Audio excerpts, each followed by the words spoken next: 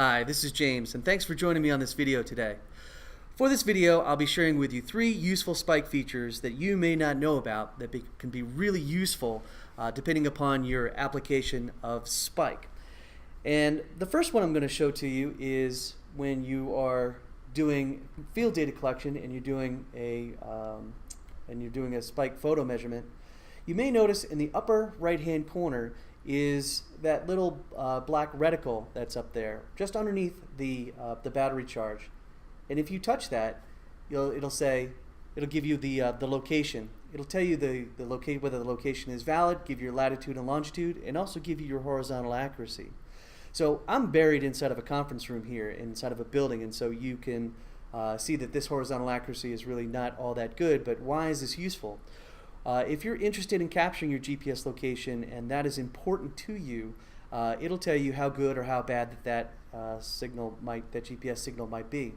Also, if you're going to connect a third-party GPS to the device, this will certainly be quite a bit better, and that'll give you an indication that it's connected and give you an idea of the accuracy that you are seeing on your mobile device.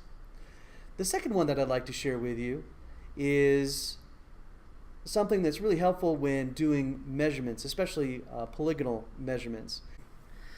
And so I'm going to go into my gallery and I'm going to select an old photo, because as you know, any photos that you previously collected will be stored in your gallery, and you can always go in and update those photos at any time. And so I've selected my photo. I'm now going to choose Edit, and then in the bottom right hand corner you'll see these 3 dots and something that says More. If you tap on that, you'll notice that a couple of different items pop up. One is Lock Rectangle Ratio, Update Alignment, Draw Area from Alignment. If you've done measurements before, you've noticed sometimes that this can be a little bit bothersome in being able to move these images, move these little circles around and trying to get them lined up again, and that can be a little difficult. What we've done to make that simple and easy is that if I choose Lock Rectangle Ratio, these things all stay the same. Make it simple and easy to be able to do squares, rectangles, those types of things, so I can really get that done simpler and easier.